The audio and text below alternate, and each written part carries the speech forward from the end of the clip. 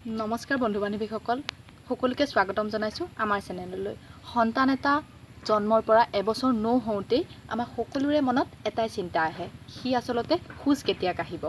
আৰু যদি ওচৰ পাজৰ আমাৰ ল'ৰা ছোৱালীসকলে সোনকালে খোজ কাঢ়ে তেতিয়াতো আৰু চিন্তাৰ বিষয় হৈ পৰে সেই নতুন মাক দেউতাকসকলৰ বাবে।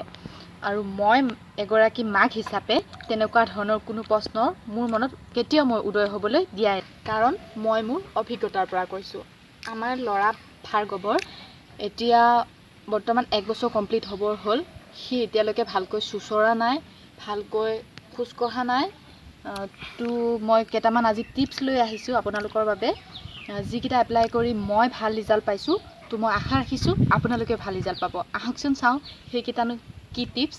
পোনপ্ৰথমে আপোনালোকে আপোনালোকৰ শিশুটোৰ এক্টিভিটিছবোৰ ভালদৰে নিৰীক্ষণ কৰক আৰু তাক ফুল ছাপোৰ্ট কৰক। যেনে ধৰক সি যেতিয়া নিজে উবুৰি হ'ব ধৰে, খোজ কাঢ়িব ধৰে, চুচৰিবলৈ লয়, তেতিয়া তাক আপোনালোকে বেছি প্ৰেছাৰ নিদি তাক নিজৰ মতে কামবোৰ কৰিবলৈ উৎসাহিত কৰক আৰু তাক এনেদৰে এনকাৰেজ কৰক যাতে সি কৰা কামবোৰ তাৰ কাৰণে বেষ্ট হৈছে। আৰু তেতিয়া দেখিব যে সি তাৰ কামবোৰ ভালদৰে কৰি গৈছে আৰু বাৰে বাৰে মনত উৎসাহ পোৱাৰ বাবে যিবোৰ কাম কৰি যাব তাৰ কাৰণে বেষ্ট হ'ব আৰু এটা অৱশেষত আপোনালোকক এটা ভাল ৰিজাল্ট দিব। নাম্বাৰ 2, দ্বিতীয়তে আপোনালোকে ৱাকাৰ ব্যৱহাৰ কৰিব পাৰে। ৱাকাৰ মানে যিবোৰ আমি নৰ্মেলি ব্যৱহাৰ কৰোঁ সেইবোৰতকৈ বেবীটোৱে যেনেদৰে ঠেলি লৈ যাব পৰা ৱাকাৰ হ'লে বেছি সুবিধাজনক হয়। কাৰণ আমি যিটো ব্যৱহাৰ কৰোঁ গোল চাইজৰ ৱাকাৰ, যিটো বহিব পাৰে, সেইটোত সিহঁতে প্ৰথম পৰ্যায়ত বহি বহিয়ে সময়বোৰ পাৰ কৰি দিয়ে। তাৰ ফলত খোজকঢ়াৰ সময়বোৰ অলপ লেট হৈ যায়। আৰু আমি যিহেতু গাঁৱত বাস কৰোঁ, তো আপোনালোকে তাক বাঁহেৰে নিৰ্মাণ কৰি দিব পাৰে, যিটো মই মোৰ ল'ৰা ভাৰ্গৱক নিজ হাতেৰে বনাই দিছোঁ। তো ব'লকচোন চাওঁ মই কেনেকৈ বনাই দিছিলোঁ। তৃতীয়তে আপোনালোকে পৰিয়ালৰ সদস্য তথা মাক দেউতাকৰ সহায়ত বেবীটোক খোজ কঢ়াত সহায় কৰিব পাৰে।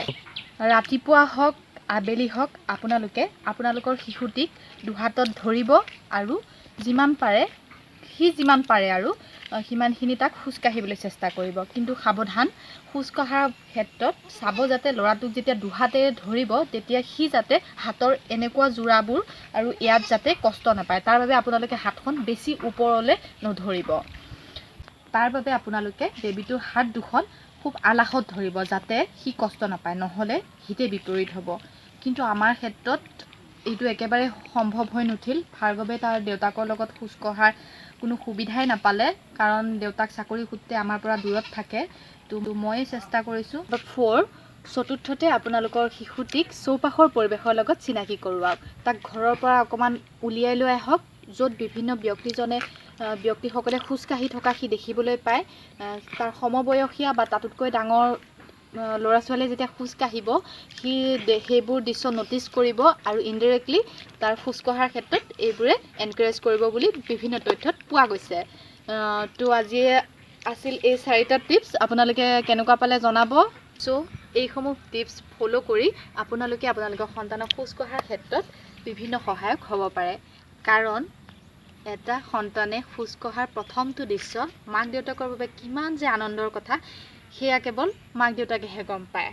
তো শেষত আপোনালোকক এটা কথাই কওঁ যে সন্তানে নিজৰ কামসমূহ নিজৰ সময়তহে কৰিব, তাক লৈ কোনো চিন্তা কৰাৰ কোনো কাৰণ নাই। কিন্তু এটা কথা চাব লাগিব, আপোনালোকে আপোনালোকৰ শিশুটোক অলপ নজৰ দিব লাগিব যে তাৰ এতিয়া বৰ্তমান যদি 17-18 মাহ পাৰ হৈ গৈছে আৰু যদি সি খোজ কাঢ়িবলৈ যত্ন কৰা নাই, তো সেইটো এটা চিন্তাৰ বিষয়।